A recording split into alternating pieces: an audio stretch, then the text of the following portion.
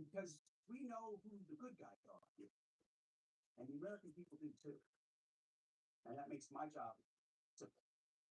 I serve God, the troops, the country, the Constitution, and the President of the United States, and answer only to those. All in service of history on the battlefield.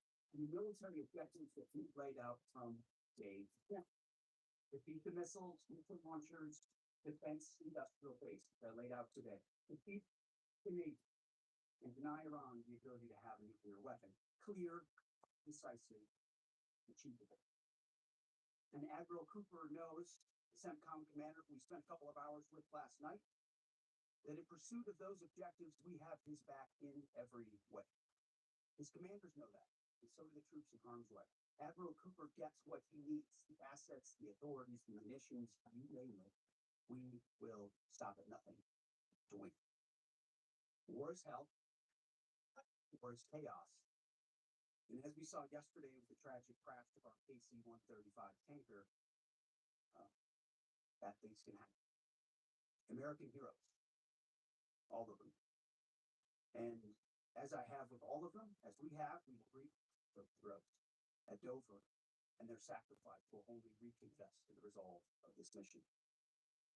But war in this context and in pursuit of peace is necessary, which is why each day on bended knee we continue to appeal to heaven, to Almighty God's providence, to watch over and give special skill and confidence to our leader and to our warriors. To those warriors who this nation prays for every single day, I hear from all of you out there who pray for them every day. Stay on bended knee and pray for them. I continue to say to them, Godspeed. May the Lord bless you and keep you, and keep going. You old-fashioned cosmic collector for the brightness makes me want to be Mario. Yes,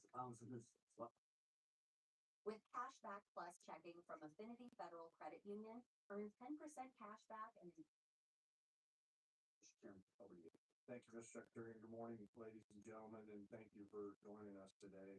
Before I start with an update, I also want to address the tragic loss of our KC-135 refueling aircraft yesterday. The incident occurred over friendly territory in western Iraq while the crew was on a combat mission, and again, was not the result, as CENTCOM has said, was not the result of hostile.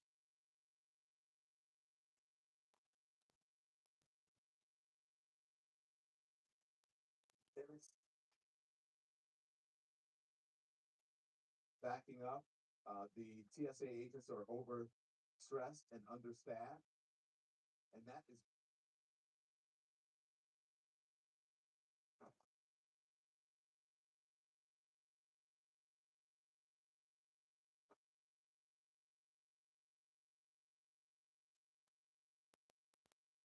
Welcome to a special edition of Legal AF. We've been talking about that war is not just the one that's being waged by Donald Trump against Iran and Venezuela, but that war is being waged against the American people and the rule of law by the current occupant of the White House, Donald Trump. Obviously, when he came into power, he and his inner circle decided that one way for him to expand presidential power and beyond any known limits was to put himself on a war footing.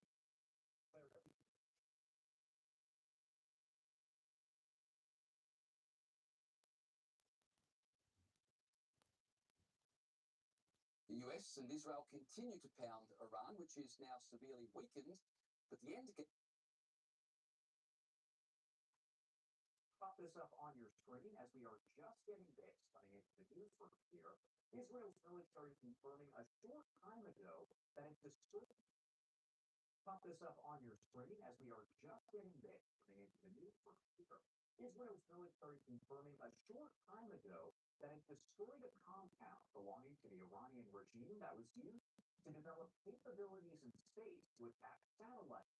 Israel's Air Force saying it was acting on intelligence and struck that compound, which posed a threat to Israel's satellites, but also the space assets of other countries around the world. Israel says this adds to Friday's strike against another space research compound that belongs to the Iranian Space Organization. So again, just getting those maps that are coming into the newsroom here from the IDF.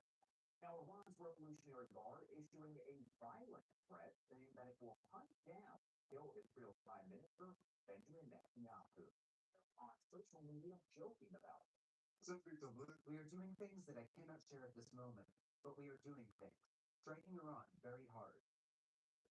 And this is video coming in this morning out of the United Arab Emirates. Earlier today, it's a drone actually struck a fuel tank at Dubai International Airport, the busiest airport in the world. Another drone hitting an industrial oil facility, causing a quote, advanced fire, according to officials there. Now, officials in the UAE saying that 7 people have now died in the country since the start of the war after a missile fell on a vehicle earlier today in Abu Dhabi. 1 person killed there. Also today, Bahrain reports 4 missiles and 3 drones were fired toward the country as air defense systems responded, and Saudi Arabia saying it intercepted 3 drones over the capital and over the western region of the country, which is known, of course, to be rich with oil. The Saudi Defense Ministry reporting more than 60 drones attacked the country in just a matter of hours. So, as always, a lot of development and a lot to talk about there out of the Middle East. I want to bring in Mark Chandler, Director of Government Relations at Coastal Carolina University and Professor of Practice. He is also a former senior defense official. Thank you so much, Mark, for taking the time, as always, to be here with us. You're welcome, Josh. Good morning, and thanks for having me today. Good morning. Well, first off, I want to talk about the space compound situation. Israel putting out that message and those photos a very short time ago. What is the significance of that strike, as well as the one that they conducted at the end of last week, talking, of course, about a strike on Iran's space compound? Well, Josh, I think that's very significant. A couple of things. So Israel addressed the fact that, they were going after the space aspect of that, where Iran was trying to develop a space threat, kind of an anti-satellite threat. They had a very fledgling space capability. They put a beeping satellite up that lasted just a short time in that. But the true nature behind that, and I think something that shouldn't be buried kind of with this, is the fact that space program, the missile, the rockets that they would use to launch for the space program actually furthered their development of intercontinental ballistic missiles.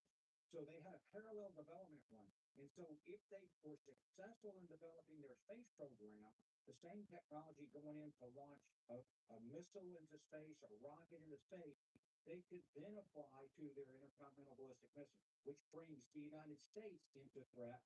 And then we can go back and look at their nuclear weapons development program, and you combine those, and then that's a significant threat. So yes, it takes out the space concerns that Iran might have in their development, but for me, the bigger concern would be the technology used for intercontinental ballistic missile development. I want to talk a little bit about the threat from the IRGC. I read that statement here that was over on the television, essentially saying they are going to hunt down Netanyahu and assassinate him. So how big of a threat does Iran really pose, not just to Israel in general, where we know that the missiles, the guns, those are continuously fired, but the IRGC threat to Netanyahu, the leader there of Israel? Well, you can see Netanyahu kind of making light of this threat. But when we dig into it, the IRGC threat is a serious threat. They are going to pursue, and they're going to look at opportunities to assassinate Netanyahu. Iran has reiterated its threat to President Trump. So when you look at how this organization, the IRGC, and then the the Quds Force operatives, they have networks throughout the Middle East. Some of those networks are actually helping them target some of the sites of U.S. sites in the Arab states, along with some of the commercial sites that are also being hit out there. But then across Europe, you see an extensive Quds Force network, IRGC network across Europe. So this is a legitimate threat, and it's one that should be taken into account. In addition to that, when I look at the United States, and you hear a lot of talk about sleeper cells that are in the United States, but you have known Iranian intelligence operatives in the United States operating, I won't say freely, but we have a counterintelligence, counterterrorism focus from the FBI that's trying to follow and locate these. So you have a legitimate threat. I even go to South America. Before we took down Maduro out of Venezuela, you can look at the fact that Iran and the IRGC, along with Lebanese Hezbollah, were all active inside Venezuela. So inside our theater, smuggling personnel and operational capabilities into the Western theater, into the United States. A legitimate threat. I know he made light of it, Netanyahu that is, but it is something that I can guarantee you Mossad will be paying attention to along with Shinbet. Also important to note, we talked about the different Gulf Arab states there where Iranian drones have been fired. We're talking UAE where 7 people are dead. And just this morning, more of those drones actually striking Dubai International Airport, the busiest airport in the world. We also know Bahrain said that it intercepted some missiles. Same with Saudi Arabia. The Australians are saying at this time, they do receive oil from this region. So, it would be in their economic interest to open it up. But they're going on their belief and what they're focused on right now is they didn't start this, so they don't really owe anything to commit to supporting this. I know France is looking at options to go in there and support, but when you look at escort operations, they are very challenging. The U.S. Navy cannot do it alone with what we have in theater. We have an offensive operation underway. We can't stop the offensive and then begin escort operations. They're very complex, very detailed. It takes several ships per convoy to work through the straits to defeat the threat, or the possible threat. I would like to see more of our allies. This talk about China, which I really would like to see. We need allies who we cooperate with and who we normally operate with. As I said, escort operations are complicated, so we need command and control, such as European countries that we do operate with occasionally, Japan, South Korea, those countries where we operate naval forces with and share information would be the best to go in and help set up some sort of escort operation. China, if they want, they get a lot of oil, or they used to get a lot of oil out there, they can come in, but maybe keep out of our way, so to speak. Put some sort of token support in there. But we do need support. Otherwise, we're not going to be able to set up any kind of escort operation in the near term based on the threat. Even though, Josh, it's not a highly technical threat, if you take out enough of a certain tanker or enough control mechanisms of the different tankers going through, they will start to block off that strait now and into the immediate future. And of course, my last question for you always, what are you watching here in the coming hours, days, as we know that this could last for several more weeks? Yeah, Josh, I definitely would give it several more weeks to talk about and look at how this is going to go. I'm going to stay with my 3 to 4 more weeks from today. So I bought 2 more days from our last interview.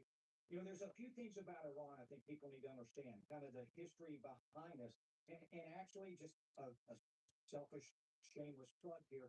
In my book, The Israel-Hamas War, that was published last year, there are several chapters about Iran and its history that they kind of focus in on that I think bring to light really what we're facing here. So if I look at this, where we are right now, patience is still what we need from the American public, from our allies going forward. This is not going to end quickly, but we're operating on 3 levels. The strategic, the operational, and the tactical. Tactically, we are defeating Iran militarily all across the spectrum of conflict out there. Yes, they're still firing ballistic missiles. Yes, they're doing drones. That's going to continue. That's part of combat. But tactically, we are having a tremendous success. Operationally, Iran is trying to push back that economic threat that they posed with closing the Strait of Hormuz. But operationally, we're still doing good. Overall, we're looking at this. We're containing it in the region out there. Strategically is where we could have a problem. So we started this. We must end this, because if we don't, then we will lose the strategic aspect of this battle, this war. And by that I mean Iran will be emboldened. This regime will remain. The threats to the Strait of Hormuz will remain. They've been doing it for 40 years already.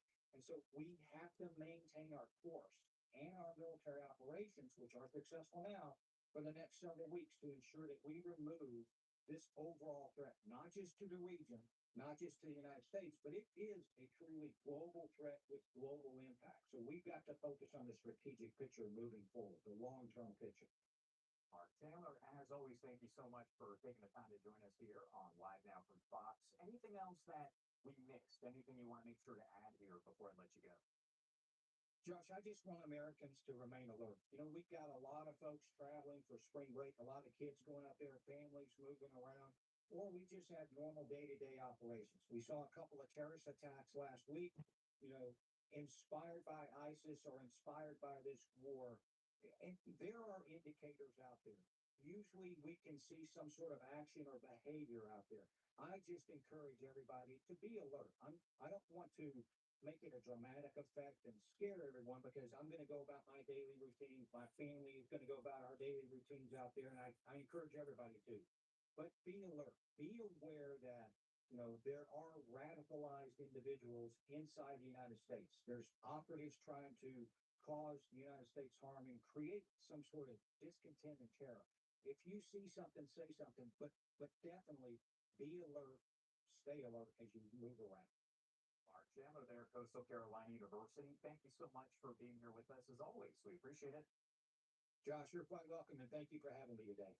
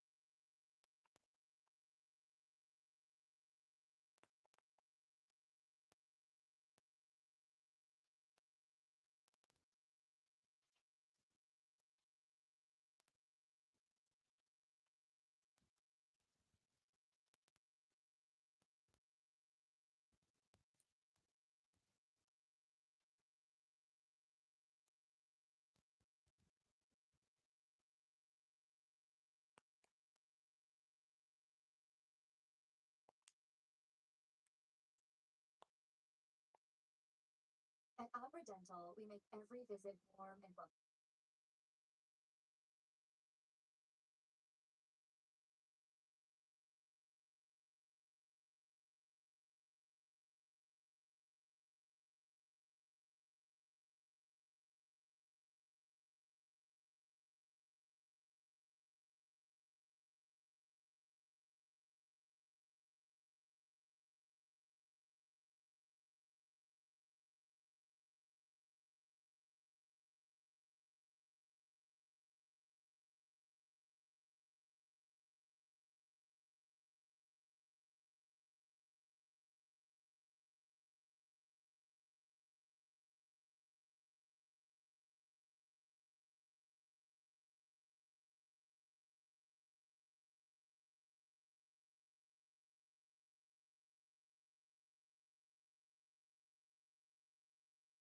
West. This is Jada's mother, and to my left by his counsel is Mr. Jeremy West, Jim's father.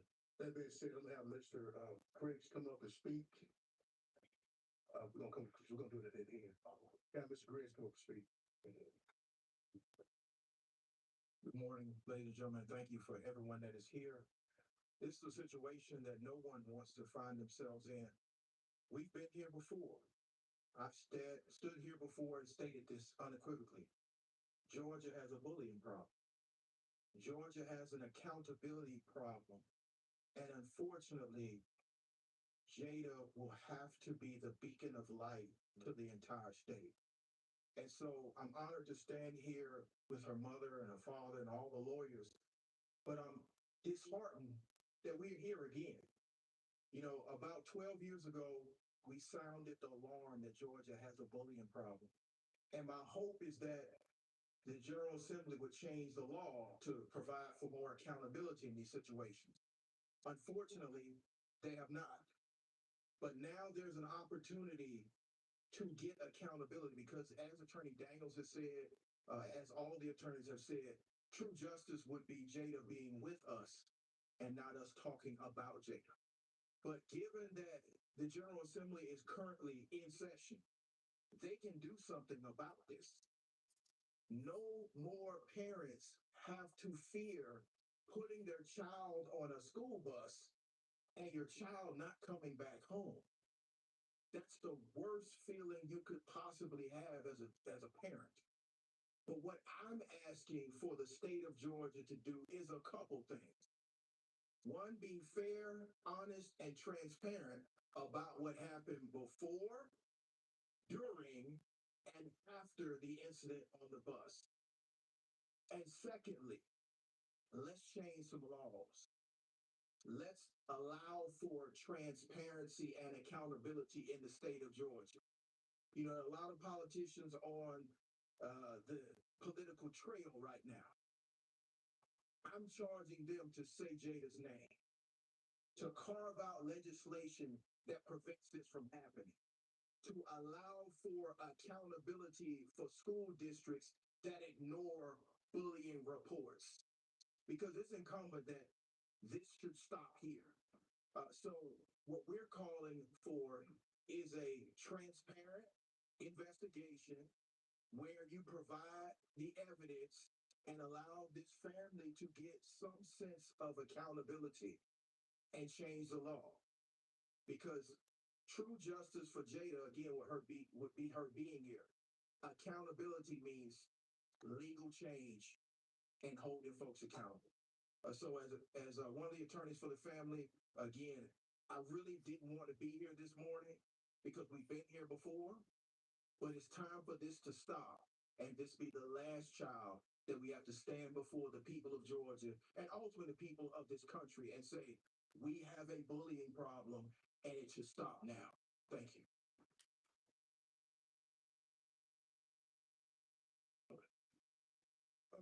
Justice for Jada. Justice for Jada. Justice for Jada. Justice for Jada. We're gonna take some questions here. I would ask to be respectful to the family.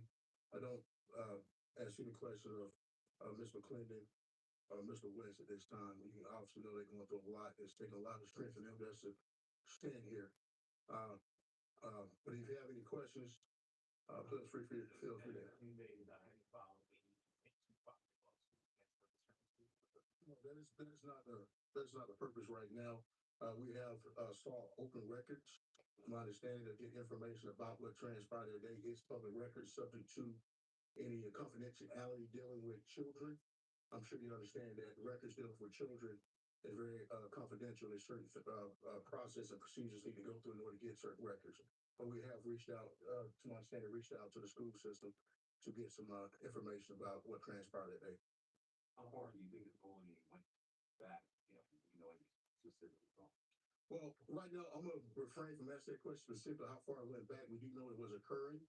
I think that one thing that was very illuminated within the video, one of the children there made a comment that to the effect that people know about me, so that puts us in a position that, maybe that's a bullying issue. And I know that Jada was subject to it.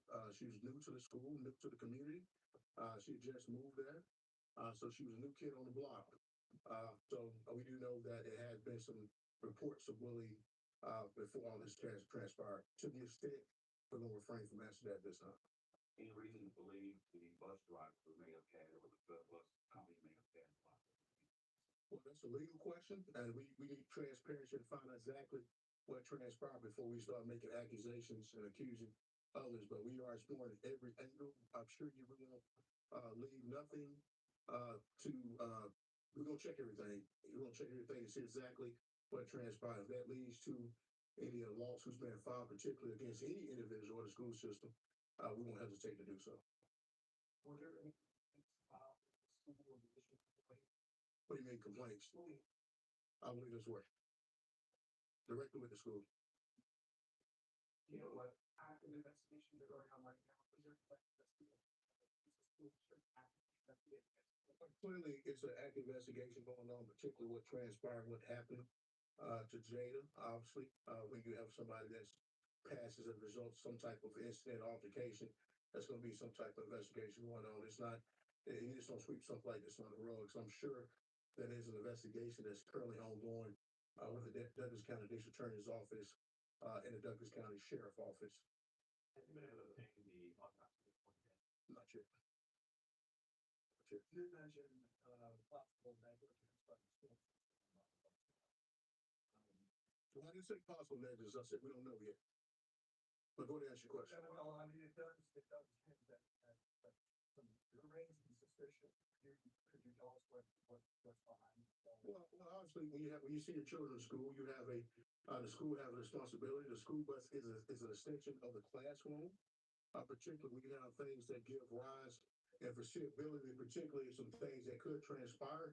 A school bus is just like a common carrier. I don't want to get too much in legalese, but they have a heightened level of standard of care, particularly to make sure that their passengers are safe. The most safe passengers, if we want to make sure they're safe, our most endeared passengers are our children. So Living with pain can be exhausting, affecting every part of your life. You don't have to face it alone. At NJ Institute for Pain Relief, we believe in personalized care tailored to your unique needs. I'm Dr. Pasquale Cucciarelli, CEO and principal founder.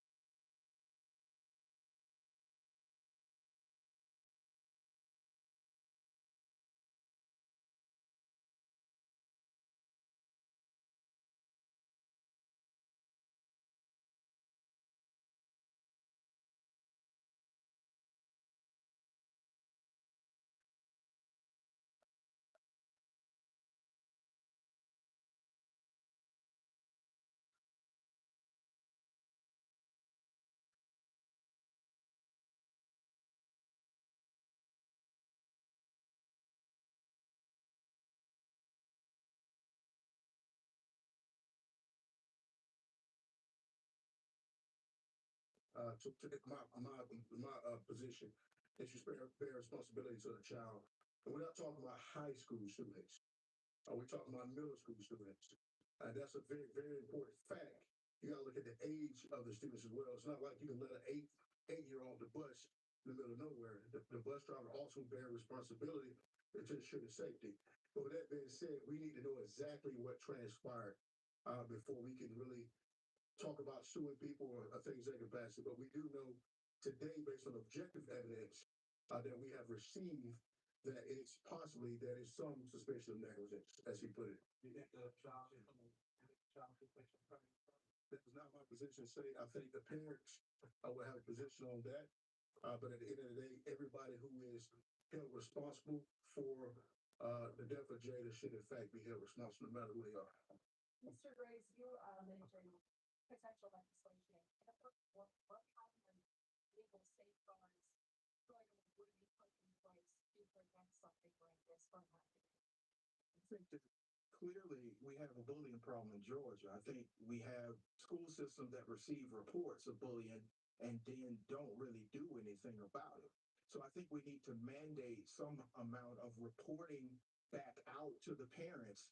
I know we have federal, guidelines that you can't report on certain information, but at least making the parents aware that there was an investigation and some action was taken, or potentially having a situation where there's liability for a situation that happens at the bullying and it's been reported and then nothing is done. So I think those are a couple areas, particularly the last time we had a situation like this.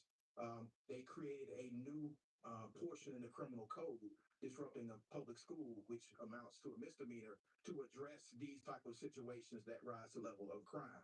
So I think that first, mandatory reporting and information dissemination to the parents on what the outcome was, and then lessening the standard for liability for school systems when they don't do something about systemic bullying.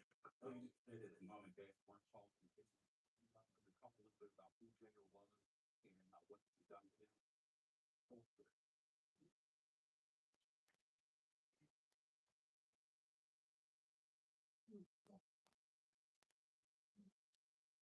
Not as to Could you tell us, you're going to report just right very sad story there coming in out of Georgia. The family, of course, as you heard, not wanting to make comments right now, but the attorney speaking for the family as they are there. Now, there is an active investigation there outside of Atlanta. Of course, we'll keep you updated here as we get additional details. Now, you are taking a look over the White House there on the bottom right-hand side of your screen, as sometime soon, estimated to be around 11:45 a.m. Eastern Time, we expect to hear from President Trump at the news conference ahead. The Trump Kennedy Center board meeting. We'll bring that to you in the way. Now, on the top right-hand side here, there's a voting set up, as we're expecting to hear from the Attorney General taking the larger case after a terrorist attack of here, just outside Detroit. They are told that this is all related to terrorism and fighting it. We're going to bring that to you as it begins. Terrorism. Right now, I do want to do a quick 2-minute commercial at 11:05 on the East Coast. My name is Josh Breslow, and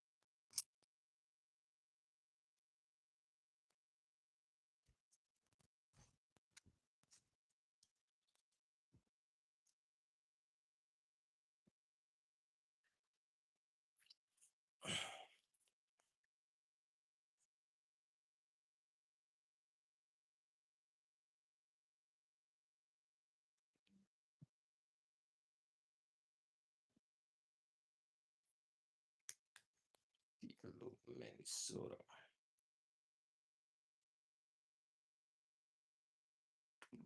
Spokane, no, Washington. Spokane, Washington.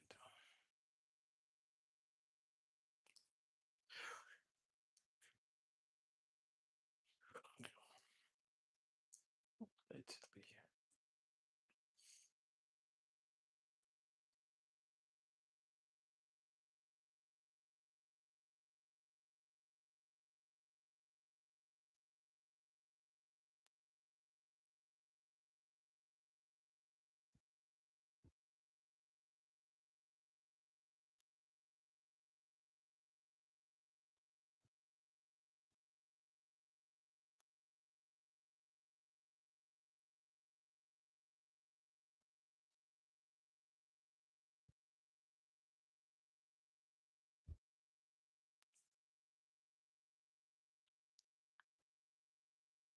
live now from 5 to 11:07 on the East, 8:07 on the West Coast. My name is John Breslow. Thank you so much for being with us here on this Monday morning at several times of